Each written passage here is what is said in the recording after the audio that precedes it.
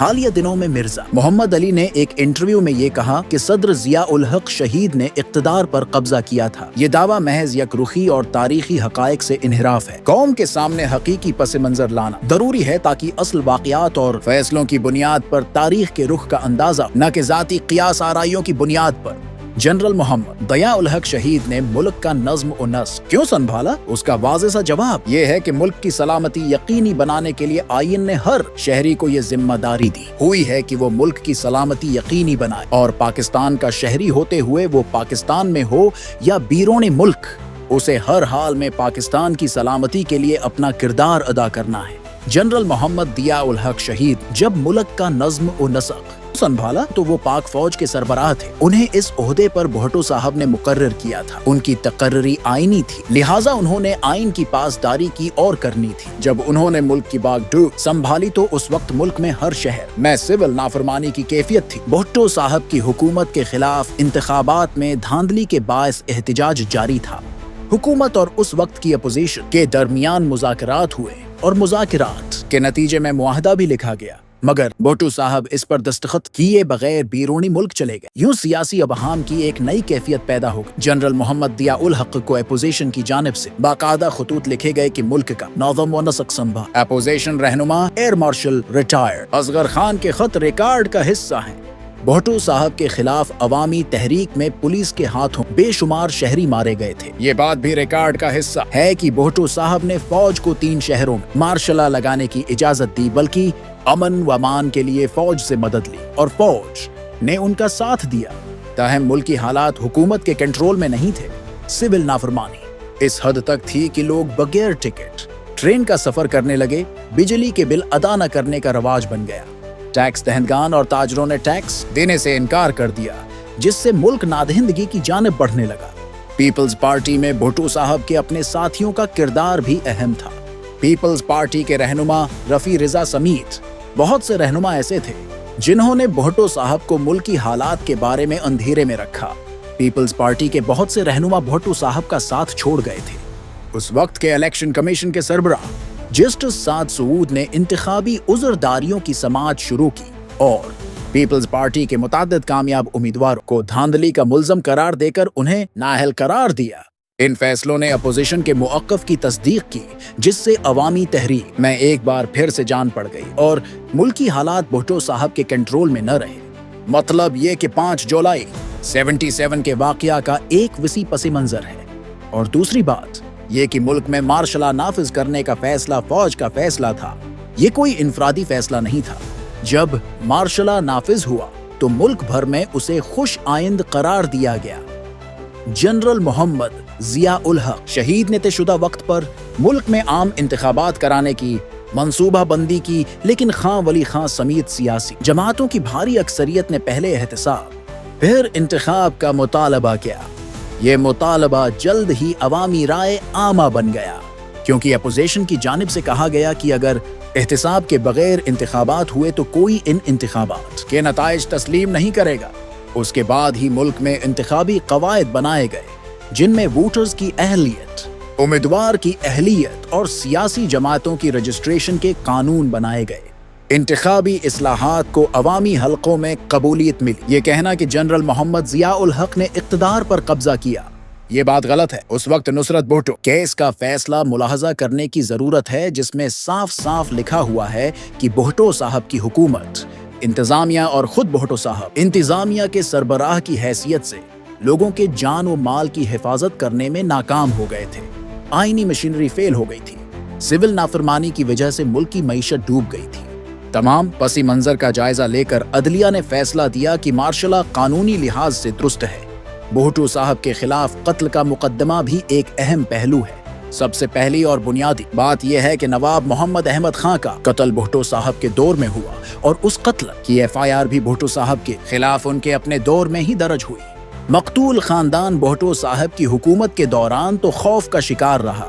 جب بھٹو صاحب کی حکومت ختم ہوئی تو مقتول خاندان نے عدلیہ سے رجوع کیا اور اس مقدمے کی سماعت شروع ہوئی۔ مقدمہ کی سماعت شروع ہوئی تو FSF فورس کے سربراہ مسعود محمود وعدہ معاف گواہ بن گئے۔ مقدمہ کی سماعت آگے بڑھتی رہی۔ اس مرحلے پر جب عدلیہ اس مقدمے کی سماعت ختم کرنے والی تھی بھٹو صاحب نے مقدمہ کی کارروائی کا بائیکاٹ کر دیا اور پھر دوبارہ سماعت کا حصہ بن گئے، لیکن ہائی کورٹ نے متفقہ فیصلہ دیا اور بھٹو صاحب کو قتل کا مجرم تسلیم کیا۔ سپریم کورٹ میں اپیل کی سماعت ہوئی، وہاں سے 3-4 کا فیصلہ بھٹو صاحب کے خلاف آیا۔ پھر نظر ثانی کی اپیل کی سماعت ہوئی تو سپریم کورٹ کے وہ 3 جج جو بھٹو صاحب کو بری کرنے کا فیصلہ دے چکے تھے، انہوں نے بھی اپنے فیصلے سے رجوع کیا اور سپریم کورٹ کے ساتھ ججوں نے متفقہ فیصلہ دیا کہ بھٹو صاحب کو لاہور ہائی کورٹ نے قانون کے مطابق سزا دی ہے۔ حکومت نے اس سزا پر عمل درآمد کی، کوئی ذاتی انتقام تو نہیں لیا۔ کہ بھٹو نے مسعود محمود کو بلا کے کہا کہ احمد رضا قصوری ملک دشمن ہے جی اور اس کو ایلیمنیٹ کر دو، یہ ملک دشمن ہے۔ جی مسعود محمود نے بلایا میاں عباس کو جو کہ ڈائریکٹر آپریشن تھا، اور اسے کہا کہ پرائم منسٹر کی یہ ہدایات ہیں کہ احمد رضا قصوری کو ریموو کر دو۔ جی اپنا میاں عباس نے اس کے بعد ایک گروپ بنایا ہیڈڈ بائی انسپیکٹر غلام حسین، جس میں کہ غلام مصطفیٰ، صوفی غلام مصطفیٰ انسپیکٹر اینڈ رانا افتخار اور ایک آدھا کوئی اور تھا، یہ جو فیڈرل سیکورٹی فورس کے سب انسپیکٹر اس پر ایک جتھا بنایا، اور ان کو کوئی 1500 گولیاں دی گئیں کہ آپ نے احمد رضا قصوری کو مارنا ہے۔ Zulfiqar Ali Bhutto being the prime minister of the country, he was the protector under the constitution of the people's right اپنی life, property and their rights جو تھی، اس کی ان کی زندگی، ان کی عزت آبرو کا محافظ کون تھا؟ Zulfiqar Ali Bhutto being the prime minister of the country. He was a protector. G So the case was کہ it was a protector who reduced himself to a murderer. جی جب پروٹیکٹر جو ہے جس نے لوگوں کی عزت آبرو کی حفاظت کرنی ہے، اگر وہ قاتل بن جائے تو پھر اس ملک میں آپ کو سوائے اللہ کی ذات سے کون بچا سکتا ہے؟ جی That was the case. G That was the seriousness. کہ a person who was the protector under the constitution, he reduced himself to the level of a murderer and he committed a murder. جی تو بھٹو نے جو court تھی جس کے 7 ججز تھے، اور it was being headed by chief justice Sheikh Anwar ul-Haq, جی he was heading that bench. تو انہوں نے کہا جناب میں بھی ایڈریس کرنا چاہتا ہوں۔ میں نے کہا ٹھیک ہے آپ بھی آ جائیں، کر لیجیے۔ تو بھٹو نے 4 دن ایڈریس کیا، اور وہ ساری ریکارڈڈ ہے ساری پروسیڈنگ۔ جی تو ایڈریس کرنے کے میں اس کا جو ایک اینگلنگ جو تھی، اس کا جو زاویہ تھا اپنا آرگومنٹس کا، گفتگو کا، وہ یہ تھا کہ یہ جو مقدمہ ہے یہ سیاسی نوعیت کا ہے، اور یہ ایسی ہے جیسے کہ یاسر عرفات کا مقدمہ جو ہے وہ اسرائیل کی عدالت میں چل رہا ہو، جی یا لممبا کا مقدمہ اسی اپنا رشین عدالت میں چل رہا ہو۔ اس طرح اس نے بہت سارے حوالے دیے۔ جی جی جسٹس انوار الحق بڑی ٹھنڈی طبیعت کا بندہ تھا، وہ چپ کا سنتا رہا۔ جی جب اس نے کافی دیر بولنے دیا اور مکمل کے اس نے ایسے تھوڑا سا آگے کیا اپنے آپ کو، اور اس نے کہا کہ mister Bhutto please tell us if we have understood your argument correctly. اس نے کہا is this your case کہ جب احمد رضا قصوری اپنے والد کو شدید زخمی حالت میں لے کے آئے یونائٹڈ کرسچن ہاسپٹل میں، جی اور جب اس کے انتقال کے بعد وہ FIR لکھوا رہے تھے تو جنرل ضیاء الحق شلوار قمیض میں آیا اور اس نے کانوں میں آ کے احمد رضا قصوری کے کہا کہ قصوری صاحب میں 3-4 سال کے بعد میں پاور میں آ رہا ہوں، 4 سال بعد جی آپ اس کا نام ڈال دیں۔ جی از دس یور کیس؟ تو پورے کورٹ روم میں ایک ہنسی کیا ہو گیا تھی، کیونکہ کہتا ہے یہی آپ کو کہہ رہے ہیں political case. Why don't you realize, Mr. Bhutto? اب چیف جسٹس کر why don't you realize کہ دی FIR جو تھی وہ 1 گھنٹے کے اندر اندر لکھ دی گئی اور اس FIR میں categorically without any ambiguity your name is mentioned as a principal accused. And you were physically the prime minister of the country. FIR that you were the prime minister of the country. اس کو تو explain کریں کہ یہ کہاں سے سیاسی ہو گئی. یہ سیاسی اسی حد تک ہے کہ آپ بھی سیاسی ہیں, آپ ملزم ہیں, احمد رضا قصوری کمپلیننٹ ہے, وہ سیاسی ہے, بس اس حد تک تو آپ سیاسی کہہ سکتے ہیں, باقی اس کا سیاست سے کوئی تعلق نہیں. It's a pure and simple murder of a private citizen. یہ ایک سمپل ایک شہری کا قتل ہے جی, جس مقدمے کو آپ فیس کر رہے ہیں. بھٹو کی تو سارا آرگومنٹ اس کا غائب ہوا اور اس کی سٹی گم ہو گئی جی. پھر کیا ہوا کہ جب اس نے کر لی تو میاں عباس بھی کھڑا ہو گیا, جس کو اس کو بعد میں پھانسی لگی میاں میاں عباس بھی کھڑا ہو گیا. اس نے کہا جی میں بھی ایڈریس کرنا چاہتا ہوں. نے کہا تم بھی ایڈریس کر لو. اب جب ذوالفقار علی بھٹو کو دے دیا ہے تو اس کو بھی انہوں نے دے دیا, وہ کھڑا ہو گیا. تو اس نے میری طرف دیکھ کے کہا, میاں ایسے مڑ کے سی مائی لارڈ پہ میری طرف دیکھا, کہ مائی لارڈ میں احمد رضا قصوری سے دست بدستہ معافی مانگنا چاہتا ہوں کہ میں نے اس کو ایک بہت بڑے باپ کی شفقت اور محبت سے ڈپرائیو کر دیا, صرف چند لالچ کی خاطر. اور اس بھیڑیا صفت پرائم منسٹر کے کہنے پر میں نے, ورنہ میں قصور میں تعینات تھا DSP. نواب صاحب میرے پیٹرن تھے. نواب صاحب واز اے ویری پاورفل مین. کے والد وہ میرے پیٹرن تھے, اور میں نے یہ سارا کچھ گھنامنا عمل اس پرائم منسٹر کے کہنے پر کیا. بھٹو بیٹھا تھا, بھٹو کی تو جو ہے وہ کرسی میں سنک کر گیا نیچرلی. جب ایک مین کو ایکیوز جو آپ کہہ رہے جی اس کے کہنے پہ کیا, اس کے بعد 3-4 جنہوں نے ایکچوئل مرڈر کیا, جو کہ موقع پر جی گولی چلا رہے تھے, وہ آئے. انہوں نے کہا جی ہم بھی رہے. انہوں نے کہا تم بھی آ جاؤ. تو انہوں نے کہا جناب ہمارا قصوری صاحب سے کوئی تعلق نہیں, نہ دشمنی نہ کوئی کچھ بھی نہیں. بڑے اچھے پالیٹیشین, بڑے نوجوان پالیٹیشین, بڑے عوامی مسائل کو لے کے چلنے والے. جی ہمیں جو الفاظ کیا استعمال, ہم نے اس بدبخت پرائم منسٹر بھٹو کی ہم نے اس بدبخت پرائم منسٹر کے کہنے یہ کام کیا جی, اور اللہ ہمیں معاف کرے. بس وہ کام ختم ہو گیا, کیس ہی کلوز ہو گیا. بالکل, جب سب کچھ انہوں نے اعتراف کر لیا. بالکل. بھٹو نے سوٹ پہنا ہوا تھا تو وہ پہلے تو وہ کرسی میں ایسے سنک کر گیا جو بیٹھا ہوتا. پھر اس نے یہاں سے اپنا جو پھول لگایا تھا کارنیشن کا پھول, کارنیشن کا وہ پھول نکالا, ایسے ایسے ایسے مل کے ایسے پھینک دیا, اور اس کا جو چہرہ تھا وہ لیزرڈ کی طرح یلو ہو گیا. اس کو پتا لگ گیا کہ بندہ میرے گردے میں لگ گیا. بالکل. تو یہ ہے جی. اور سب سے بڑی بات ہے کہ جو پیپل پارٹی چھپا کے رکھتی ہے دنیا سے, یہ ہے کہ پیپل پارٹی نے ریویو بھی فائل کیا, نظر ثانی بھی. اینڈ نظر ثانی واز یونینیمسلی ڈسمسڈ. اس بات کو چھپا کے رکھتے ہیں, بتاتے ہی نہیں.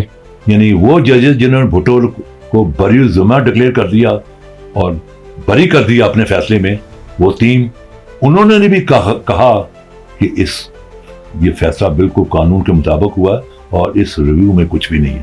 Unanimously it was dismissed by all the ججز. وہ ججز جنہوں نے بھٹو کو سرائے موت دی اور وہ ججز جنہوں نے بھٹو کو بری کی, سب نے یونینیمسلی اس کو ڈسمس کر دیا.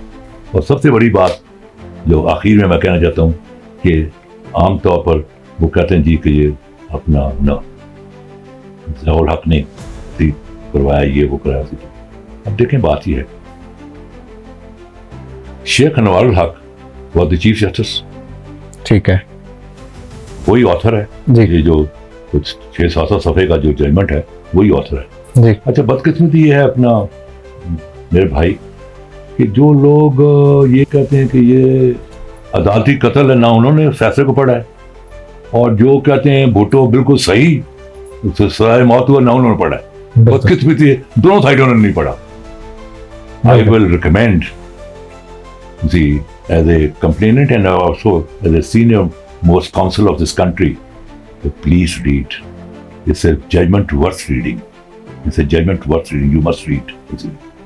अब चीज ये है कि अगर भुट्टो के कहने पर शेख अनवार हक ने उसको फांसी दे दी, अब प्रज्यूम कर रहे हैं जी जी, तो शेख अनवार हक इस फैसले के 1 साल के अंदर अंदर पहली दफा पाकिस्तान में पीसीओ आता है, प्रोविजनल कॉन्स्टिट्यूशनल ऑर्डर जियाउल हक का, पहली दफा जी, और शेख अनवार हक उस पीसीओ पर दस्तखत करने से और उसके तहत कसम उठाने से इनकार कर देता है जी और घर चला जाता है. He is retired premature. जी, तो ये बहुत बड़ी अब चीज ये है कि जिसने के बकौल पीपल पार्टी का उसने ऐसी जो था जुल्फकार अली भुट्टो का कांटा जो है वो जियाउल हक के दामन से निकाल दिया, वो तो जियाउल हक की आंख का तारा होना चाहिए था. उसको तो जियाउल हक का तारा होना चाहिए था.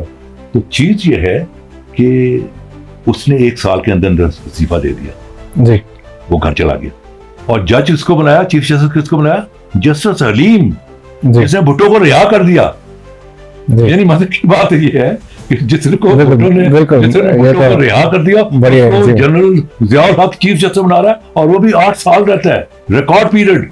और जिसने भुट्टो को सजाए मौत दी वो साल के अंदर कसम उठाने से इनकार कर घर चला जाता है. जो शख्स पीसीओ के तहत कसम उठाने को तैयार नहीं, वो किसी के कहने पर किसी इनोसेंट आदमी को सजाए मौत कब देगा. ये भी कहा जाता है कि जनरल मोहम्मद जिया उल हक के दूर में शिया उलमा का कत्ल हुआ. आप ये फरमाएं कि आपके पास क्या सबूत है. शौकत अजीज साहब का एक सरकारी दौरा आया ईरान का, तो उन्होंने मुझे बुलाया कि भाई ईरान जाना है तो तुम भी साथ चलो. तो मैं कहा जरूर मैं चलूंगा. ये हज से मैं वापस आया तो फिर हम उनके साथ गए. मैं था, बाबर गौरी साहब थे जो मिनिस्टर फॉर कम्युनिकेशन थे, और खुर्शीद कसूरी साहब थे जो फॉरेन मिनिस्टर थे उस वक्त.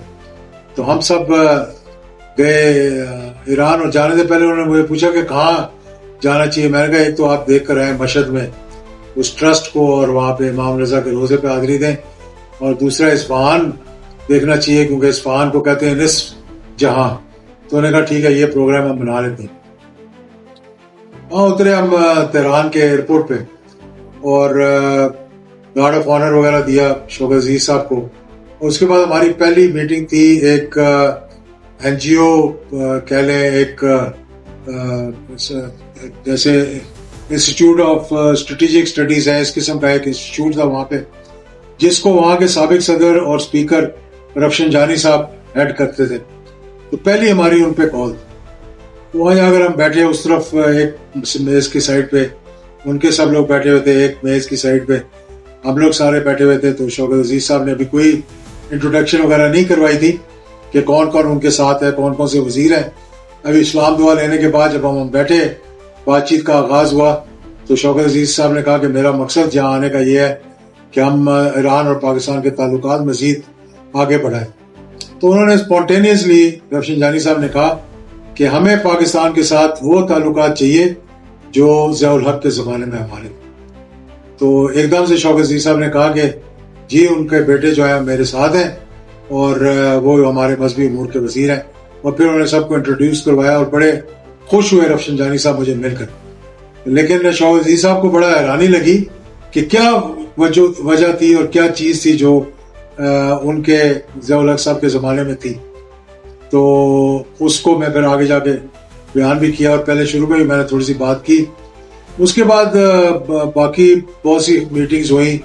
हम वहाँ से मशहद गए, तबासी साहब ने दोबारा शौकत अजीज साहब से मिले और एक अच्छी मीटिंग हुई. मैं भी साथ था, मुझे बड़ा उन्होंने फिर से प्यार किया. फिर हमारी एक राबर पे इमाम खमनाई पर एक कॉल थी. तो उनका जो मीटिंग रूम था वो इतना छोटा था कि वहाँ दो, यानी वो खुद बैठते थे एक कुर्सी पे मेहमान, और एक बेंच पड़ा होता जिसपे 2 लोग बैठ सकते थे. तो एक मैं था, एक खुर्शीद कसूरी साहब थे जिन्होंने जाना था साथ. तो बाबर गौरी साहब ने भी बड़ा इंसिस्ट किया कि जी मैंने भी साथ जाना है. तो फिर हमने स्पेशल परमिशन ली कि 1+2 की जगह 1+3 होगा. साथ जो जाएंगे। तो हम वहाँ जाके बैठ गए और मीटिंग हुई और काफ़ी 5-10 मिनट जो कि फॉर्मेलिटीज़ हैं वो बातचीत हुई उनके साथ, क्योंकि बाकी तो सारे मामला दीगर जगहों पे तय हुए थे। तो जब मीटिंग ख़त्म हुई तो ईरान के सफ़ीर तो पाकिस्तान में थे, वो गए हुए थे लेकिन वो बाहर खड़े हुए थे। तो वो फौरी तौर पर जब दरवाज़ा खुला वो खड़े हुए तो वो अंदर आए और उन्होंने उनके कान में कहा कि मेरे ख्याल में मेरे बारे में बताया होगा कि जी वो जनरल ज़िया-उल-हक शहीद के बेटे जो है एजाज़-उल-हक साहब वो भी साथ है। तो खamenei साहब ने शौकत अजीज साहब से पीट करके मेरा हाथ पकड़ लिया और हाथ पकड़कर कुछ 3-4 मिनट मेरे से गुफ्तगू करते रहे और अपना दौरा पाकिस्तान जो उनका 1986 में हुआ था, बहैसियत उस वक्त सदर आए थे यहाँ या मुझे मालूम नहीं है, उन्होंने बताया कि किस तरह मेरी ज़िया-उल-हक शहीद के साथ मुलाकात हुई और कितना मोहब्बत और प्यार उन्होंने मुझे दिया, कितनी इज्जत दी और आप हमारे लिए बड़े अहम है और पाकिस्तान हमारे लिए बड़ा अहम है और हमारे ताल्लुकात असल में उनके ज़माने में जो थे वो बेहतरीन थे। खैर शौकत अजीज साहब बड़े हैरान हुए इन दोनों मुलाकातों के बाद और बाकी भी जिस जगह भी गए वहाँ पे जहाँ भी इंट्रोडक्शन हुई कि ये ज़िया-उल-हक शहीद और हमारे जो सदर थे ये उनके बेटे हैं, तो बड़ा लोगों ने आगे बढ़कर और बड़ी इज्जत के साथ बात की।